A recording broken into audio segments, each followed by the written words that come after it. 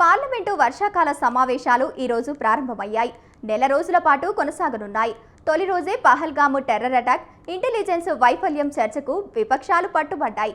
దీంతో పాటు లోక్సభ అటు రాజ్యసభ వాయిదాల పర్వం కొనసాగింది. నెల రోజుల పాటు జరిగే పార్లమెంటు సమావేశాల్లో ఎవరిది పైచేయి అవుతుంది? విపక్షానికి అంది వచ్చే అంశాలేంటి? వీటికి అధికార పక్షం ఏ విధంగా జవాబిస్తుంది అన్న ఉత్కంఠ నెలకొంది.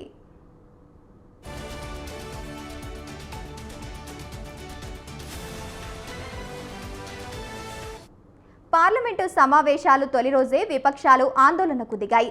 దేశం ఎదుర్కొంటున్న పలు అంశాల మీద ప్రతిపక్షాలు లోక్సభలో స్పందించాయి. అధికార ఎన్డీఏ కూటమి ఇరుకుల పడటానికి ప్రయత్నించాయి. కాంగ్రెస్ సహా ఇతర ప్రతిపక్ష పార్టీల సభ్యులు నినాదాలతో సభ హోరెత్తింది. పహల్గాము టెర్రర్ అటాక్ విషయంలో ఇంటెలిజెన్స్ వైఫల్యం, టెర్రరిస్టులను అరెస్టు చేయకపోవడంపై చర్చించారని పట్టుబడింది. అదేవిధంగా పహల్గాము టెర్రర్ అటాక్పై ప్రధాని మోదీ జవాబు చెప్పాలని ప్రతిపక్షాలు డిమాండ్ చేస్తూ ఆందోళన చేపట్టాయి.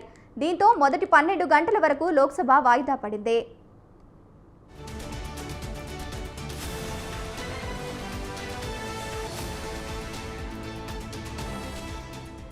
ఆ తర్వాత కూడా ప్రతిపక్ష సభకు అడ్డుపడటంతో స్పీకర్ సభను రేపటికి వాయిదా వేశారు. దీంతో ప్రారంభమైన మొదటి రోజే సభను వాయిదాల పర్వం నడిపింది. మరోపక్క రాజ్యసభలో ఇదే పరిస్థితి నెలకొంది. లోక్సభ, రాజ్యసభ రెండిటిలోనూ పహల్గామ్ ఉగ్రదాడి, ఆపరేషన్ సింధూర్పై చర్చకు విపక్షాలు డిమాండ్ చేస్తున్నాయి. అలాగే ట్రంప్ మధ్యవర్తిత్వం వివాదంపై చర్చకు కాంగ్రెస్ డిమాండ్ చేస్తోంది.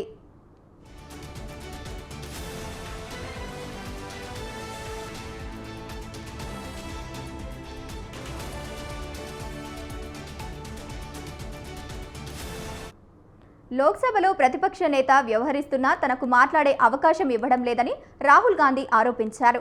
పార్లమెంటు సమావేశాలలో అధికార పక్షం ఏకపక్షంగా వ్యవహరిస్తోందని విమర్శించారు. ఇది ప్రతిపక్షాల హక్కులను కాలరాయడమే అవుతుందని మండిపడ్డారు.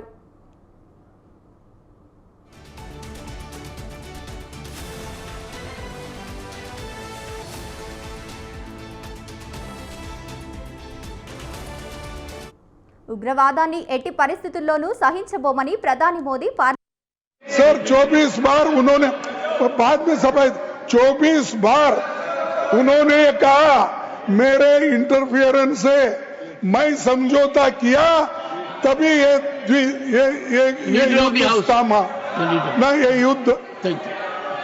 युद्ध स्टॉप जो हुआ मेरे वजह से हुआ। अरे देश के साथ ये अपमानजनक है।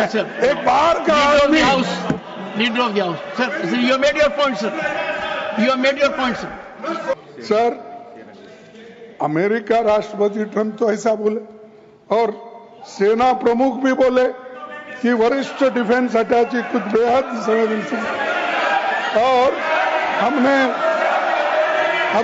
2 महीने leader of the house Leader of the House. Now, sir, now you have made your point, sir. Only what Leader of the House will go on record.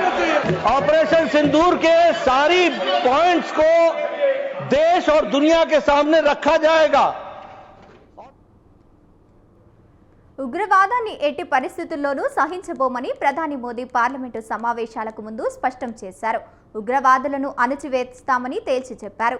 ఉగ్రవాదులను భారత్పై ఊసిగొల్పే వారిని వదిలిపెట్టమని స్పష్టం చేశారు. పహల్గామ్లో ఉగ్రవాదులు దారుణ హత్యకు పాల్పడ్డారని ఆయన ఆవేదన వ్యక్తం చేశారు.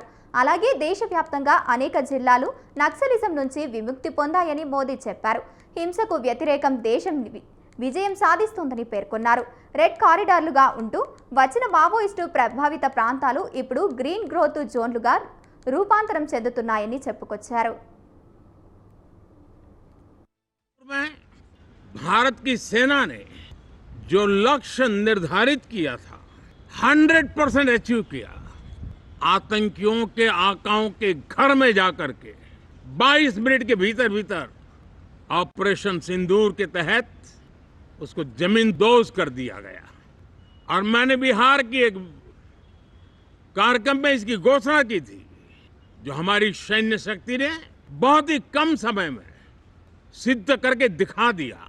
और इसमें मेड इन इंडिया सैन्य शक्ति का ये नया स्वरूप, इस पर भी दुनिया बहुत आकर्षित हुई है।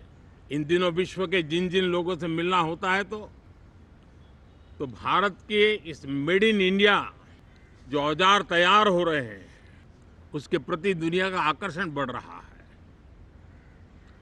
मुझे विश्वास है कि जब सदन इस विजयोत्सव को एक स्वर में विजय के भाव से इस सत्र के दरमियान नहीं, देखिए सवाल ये है कि जो हाउस में डिफेंस मिनिस्टर को बोलने देते हैं, उनके लोगों को बोलने देते हैं, मगर अगर विपक्ष का कोई कुछ कहना चाहता है तो अलाउड नहीं है।